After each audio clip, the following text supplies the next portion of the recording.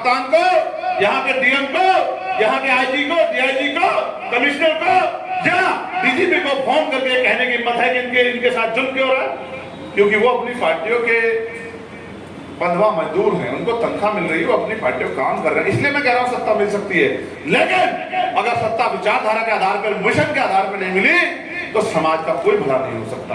आज आपको विश्वास नहीं होगा और मेरी बात को विश्वास कर लो, मैं बहुत जिम्मेदारी से कह रहा हूं कि पूरे प्रदेश का मुस्लिम समाज आपकी तरफ आंखें फैला के देख रहा है,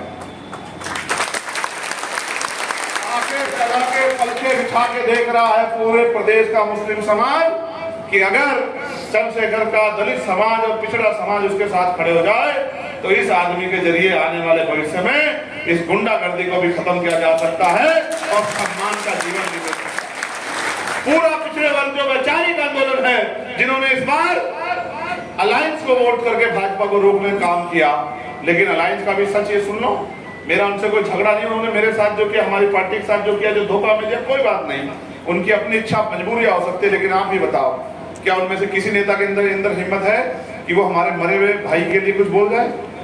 क्या उनका खबर नहीं जाती? क्या उनके नेता नहीं पहुंचाते? क्या उनके अंदर हिम्मत है कि वो प्रमोशन रिजर्वेशन पे पार्लियामेंट में बोल जाए? हमारे कर्मचारियों के लिए लड़ने में हिम्मत है? क्या उनमें हिम्मत है मॉब लिंचिंग पे लड़ ले? नहीं, उनके अंदर हिम्मत नहीं है। उनको तो वोट चाहिए। आपने वोट दे दी, अब वो वोट लेके अपने अपने घरों में बैठ गए। जब आप पे जुल्म होगा तो आप आंखें उठा के देखोगे तो आपको बिना आंखें उठाए देखे अगर कोई शख्स खड़ा मिलेगा तो वो भीम आर्मी आजाद समाज पार्टी का कार्यकर्ता होगा, जो जाति धर्म से ऊपर उठ के, जिसके मन में समाज के लिए पीड़ा। वरना आपको बताओ कौन इन सरकारों से मरने के लिए लड़े, आप बताओ। और आपके सामने है, मुझसे कुछ, आपसे कुछ छिपा रह गया? अगर जरा सी गोली इधर हो जाती तो आज चंद्रशेखर एमपी नहीं, आपके घरों में तस्वीरों में होता कि हमारा एक भाई था जो हमें जगाने के लिए लड़ रहा था, लेकिन हम उसको बचा भी नहीं पाए, वो हमारे बीच से चला गया। महापुरुषों का तो आशीर्वाद है। 3-3 बार जान से मारने की कोशिश की गई और आज भी आप जानते हैं, मेरे साथी जानते हैं मैं कितनी कठिन परिस्थितियों में, क्योंकि मंत्री जी ने कहा कि वो परिवार आपका इंतजार कर रहा है, भाई आपको आना है, आप भरोसा करो। मेरी प्रदेश अध्यक्ष से बात हुई, मेरी रीढ़ की हड्डी में इतना दर्द है कि मैं लेटने की स्थिति में मिली, मगर मैंने इनसे नहीं कहा एक बार भी कि भाई कभी मंत्री जी का मनोबल ना टूट जाए कि हम यहाँ 10 दिन से अड़े में। अब ये बताओ, 69 साल के हमारे भाई डटे हुए हैं 10 दिन से वहां, तो इससे क्या एमएलए बन रहे हैं? आप समझो ना, ये क्या है? इस समाज के प्रति प्रेम है, ये दर्द है, जो अपनापन जो है वो अपनापन है, इसको हमें समझना पड़ेगा। तो इसलिए मैं फिर भी पूरी हिम्मत करके चलाया, क्योंकि आपका मनोबल नहीं गिरना चाहिए। काशीराम साहब कहते थे समाज में 5 तरह के बल होते हैं। पहला बल बुद्धि बल, जो आदमी को जीवन के साथ मिलता है। दूसरा बाहुबल, जो उसके शरीर के साथ चलता है। और तीसरा, क्योंकि समाज बड़ा बड़ा, समाज में संख्या बहुत होती है तो वो जनबल होता है। और चौथा उसका धनबल होता है, जो समाज की पूंजी होती है, जो माँ बाप का दिया होता है, प्राकृतिक होता है, आर्थिक रूप से होता है। और ये चारों बल बेकार हो जाते हैं अगर 5वां बल किसी समाज में ना हो। और उस 5वें बल का नाम है मनोबल। जिनका मनोबल गिरा हुआ होता है वो कोई लड़ाई नहीं लड़ सकता। आज अगर देश में सत्ता से टकराने का मनोबल किसी में है तो वो आजाद समाज पार्टी भीम आर्मी के योद्धाओं में। इस बात का हमें गर्व करना चाहिए और इसी बल के आधार पे हमने देश की 3 राष्ट्रीय पार्टियों को धूल चटाने का काम हमारे योद्धाओं ने नगीना में किया। और आप नहीं जानते, एडी चोटी का जोड़ लगा। जो लोग आज हमसे पूछ रहे हैं कि आप इस अलायंस की तरफ हो या इस अलायंस की तरफ हो, मैंने उनसे यही पूछा कि आप ये बताओ, जब ये दोनों अलायंस एडी चोटी का जोड़ लगा के मुझे हराने के लिए वहां प्रयास कर रहे थे, तो अगर नगीना की महान जनता और भीम आर्मी आजाद समाज पार्टी और बहुजन समाज के लोग मेरा संरक्षण नहीं करते, मुझे ताकत नहीं देते, मेरी बात को सही मान के वोट को सही जगह प्रयोग नहीं करते, तो फिर मैं इनके खेमे में आने लायक रहता ही कहाँ। ये तो पूरा बल इस हक वंचित समाज का है, जो समय समय पर निर्णय लेके अपना नेतृत्व तैयार करता है। जिस नेतृत्व को लंबे समय तक वो देखता परखता है, पिन मार मार के कि भाई ये कहीं झूठा तो नहीं है, ये धोखेबाज तो नहीं है, ये स्वार्थी तो नहीं है, ये लालची तो नहीं है, ये किसी का भेजा हुआ तो नहीं है, ये दुश्मन का आदमी तो नहीं है, ये हमें छोड़ के तो नहीं जाएगा। और जब वो देख लेता है कि ये तो 100% हमारे लिए ईमानदार है, फिर वो साथ देता है। इसी का उदाहरण है कि वहां हमारी पुरानी पार्टी को 1% वोट मिला और 99% समाज का वोट हमें मिला। ये समाज में बदलाव है। और आज आप नहीं भरोसा तो आप देखो, भले ही भारत का मीडिया उस तरह से ना दिखाए, लेकिन ये कड़वा सच है। जहां जहां उपचुनाव है आप पता करा के देख लो, उनके अंदर ये प्रबल इच्छा है कि इस बार हमें यहाँ से आजाद समाज पार्टी का असेंबली का मेंबर जिता के भेजना है। उनके मन में ये इच्छा बहुत मजबूत हो रही है बिना आपके पहुंचे। आज दौड़ लग गई है, माननीय प्रदेश अध्यक्ष यहाँ बैठे हैं, एक एक सीट पे 20-20 प्रत्याशी हमारे पास आ रहे हैं कि साहब मुझे भी लड़ा दो, मुझे भी लड़ा दो। मगर मैंने इनसे कहा कि मिशनरी व्यक्ति को लड़ाना है जो जब वोट जनता उसको दे दे वो असेंबली में जाए तो उसका मुंह किसी भी तरह से किसी भय में चुप ना हो जाए, और जनता की आवाज वो जिस तरह से पार्लियामेंट में हम मान लड़ेंगे उस तरह से असेंबली में भी उठाने का काम करे। क्योंकि इस चुनाव से पहले हमारे ऊपर बड़ी तीखे आरोप लगते थे कि उनकी जमानत जब्त हो जाएगी, उनको इतने वोट मिलेंगे, उनको उतने वोट मिलेंगे, वो ये कर जाएंगे, वो ये कर। जनता ने सबका मुंह, जनता ने मुंह बंद किया। हमने नहीं किसी को कुछ कहा, सबका मुंह जनता ने बंद किया।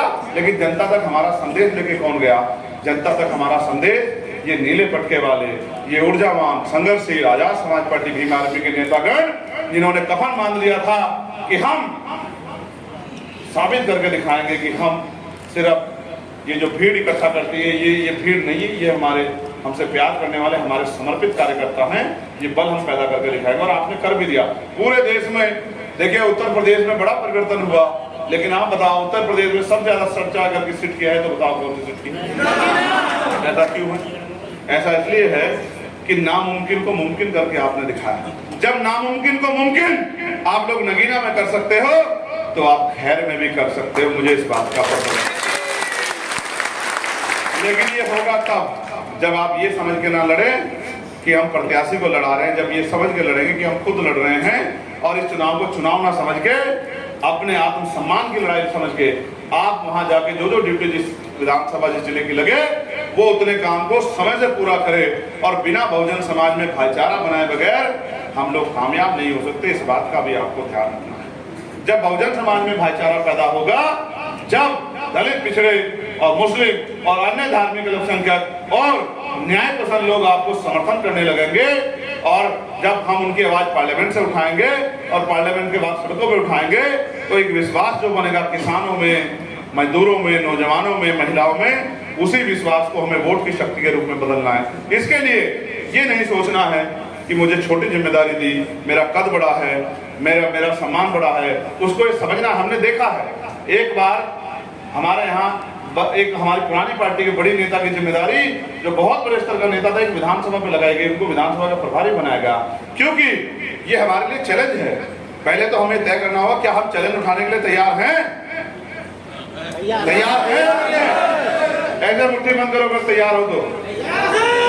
अगर तैयार हो तो ऐसे मुट्ठी बंद करो। तैयार है। और जिनके मन में संकोच बचेगा, मेरा भरोसा है कि अगले 2 महीने के अंदर भीम आर्मी के लोग, आजाद समाज पार्टी के लोग संघर्ष से सारे संकोच खत्म कर देंगे।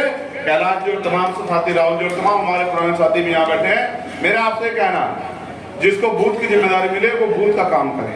आपका मुकाबला भारतीय जनता पार्टी से होना और किससे नहीं होना है, समझ रहे हो? और भारतीय जनता पार्टी के कार्यकर्ता कितने समर्पित आप जानते हैं। उनका मुकाबला करने के लिए आपको उनसे ज्यादा समर्पण अपने अंदर पैदा करना पड़ेगा, उनसे ज्यादा संघर्ष आपको करना पड़ेगा।